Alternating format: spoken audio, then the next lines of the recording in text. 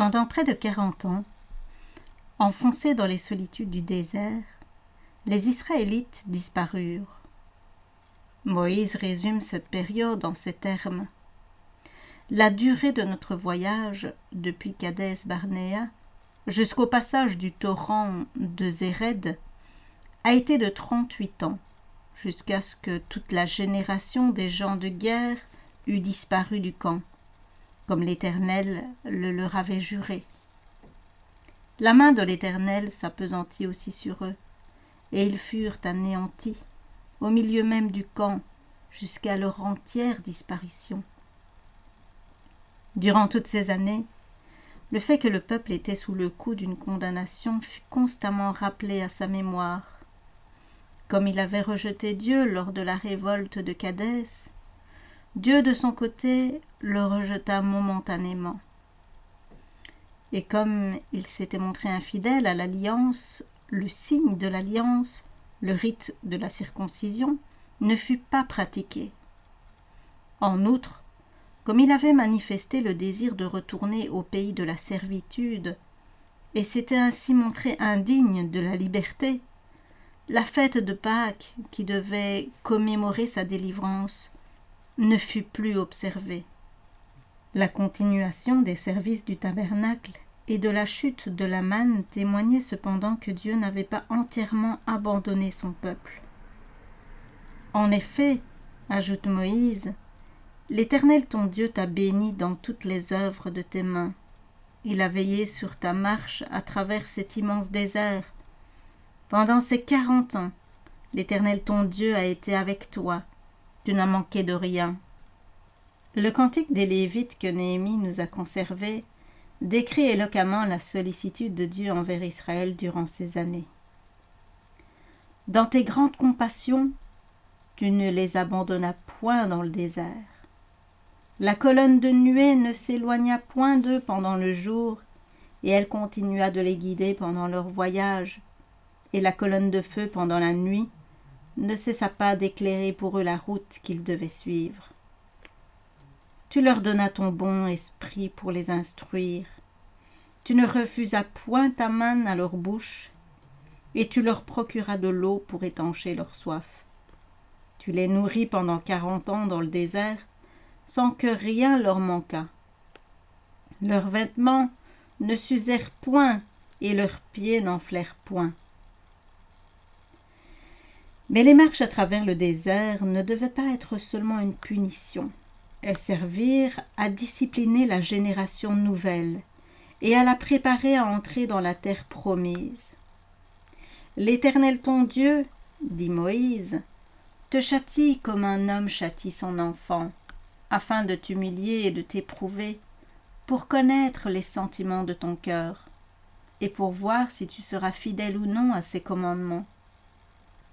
Oui, il t'a humilié, il t'a fait souffrir de la faim, et il t'a nourri de cette manne que tu ne connaissais pas, et que n'avaient pas connu tes pères, afin de t'apprendre que l'homme ne vit pas de pain seulement, mais de tout ce qui sort de la bouche de l'Éternel.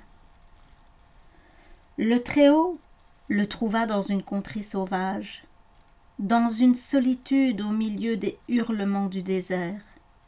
Il l'entoura, il prit soin de lui, il le garda comme la prunelle de son œil.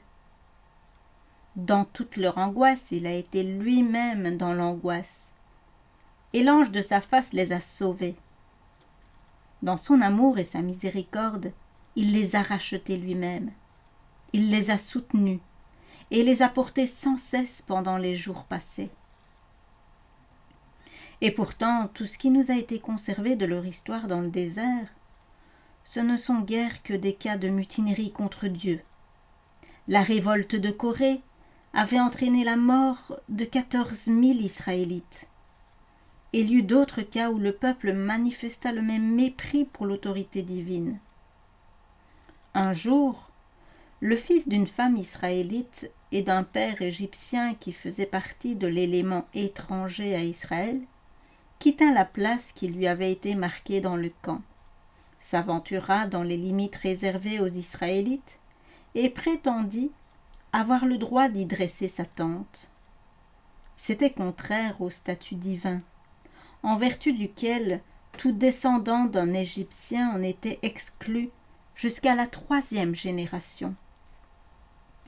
Une dispute s'éleva à ce sujet entre lui et un Israélite, et l'affaire fut portée devant les juges qui condamnèrent l'Égyptien.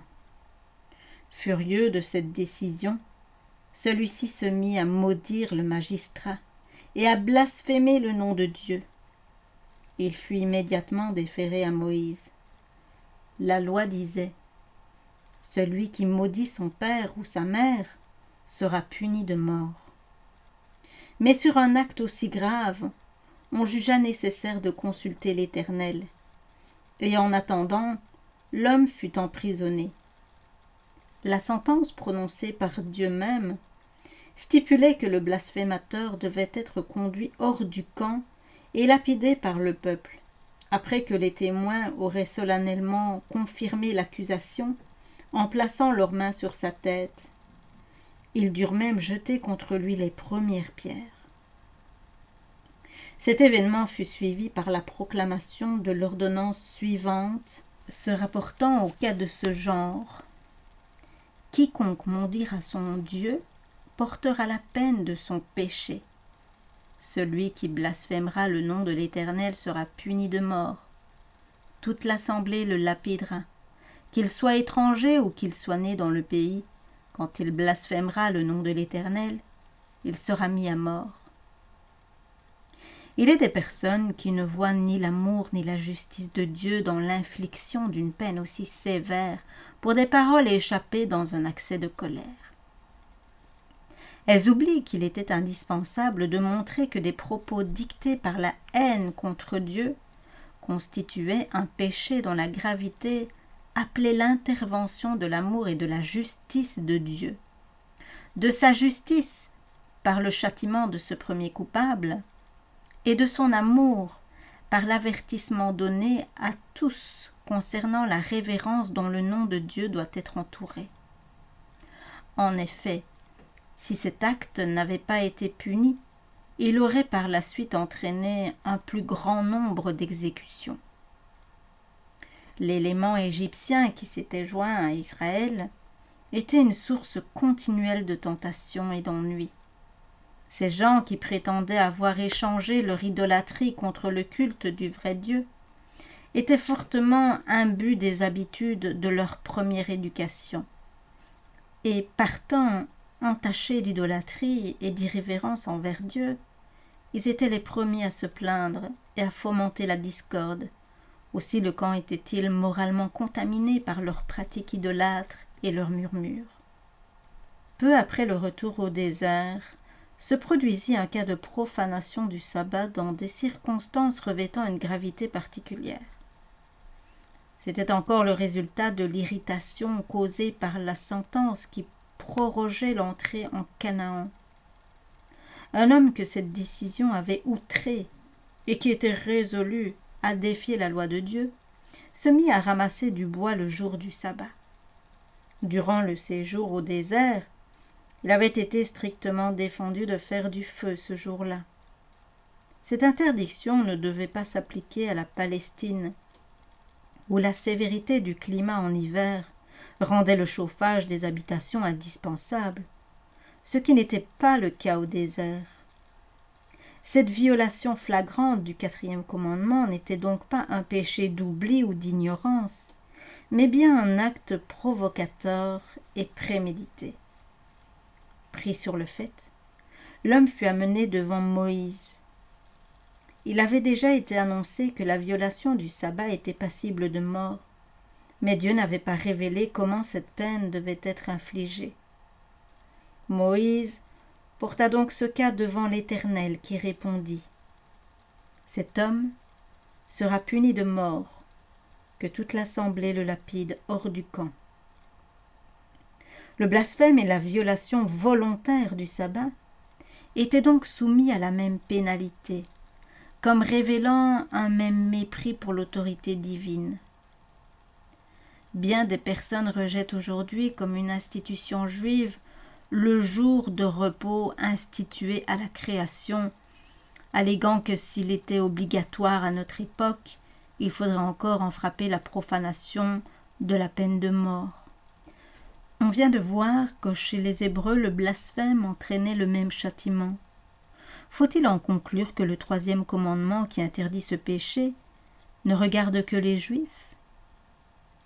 L'argument tiré de l'application de la peine capitale à propos du 4e commandement s'applique tout aussi bien au 3e, au 5e et à presque tous les 10 préceptes du Décalogue.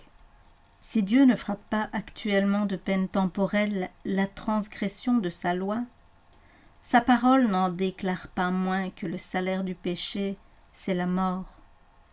Ceux qui en violent sciemment les préceptes sacrés s'en apercevront au jour des rétributions finales. Durant les 40 ans du séjour au désert, le miracle de la manne rappela chaque semaine à Israël l'obligation sacrée du jour de repos. Et cependant, ce prodige ne lui apprit pas à respecter cette institution. Sans se laisser aller à des violations aussi flagrantes que celles dont on vient de parler, il apportait une grande négligence à son observation. Dieu le déclara plus tard par un prophète. Ils profanèrent indignement mes sabbats. Ce péché est même mentionné comme motivant l'exclusion de Canaan de la première génération sortie du pays d'Égypte. Leurs enfants ne firent pas mieux. Leur indifférence à l'égard du sabbat durant les 40 années passées au désert furent telles qu'en les introduisant dans le pays promis, Dieu leur annonça leur exil futur parmi les nations païennes. C'était de Kadès qu'Israël était retourné au désert, et c'est à Kadès qu'à la fin des pérégrinations, toute l'assemblée des enfants d'Israël, arrivant au désert de Tsin, dans le 1er mois, s'arrêta. C'est là que Marie mourut et fut ensevelie. Comme elle, des milliers d'Israélites étaient sortis d'Égypte remplis d'espérance et avaient célébré l'Éternel pour leur délivrance. À cause de leurs péchés, leur longue vie errante se termina elle aussi au désert. La génération suivante allait-elle profiter de cette leçon? Ce ne fut hélas pas le cas, comme le reconnaît le psalmiste. Cependant, ils péchèrent encore contre Dieu, et ils ne se laissèrent pas convaincre. Quand Dieu les faisait mourir, ils le recherchaient, ils revenaient et s'empressaient de retourner vers lui. Ils se souvenaient que Dieu était leur rocher et le Dieu Très-Haut leur Rédempteur. Mais leurs lèvres le trompaient et leur langue lui mentait. Leur cœur ne lui était pas fermement attaché et il n'était pas fidèle à son alliance.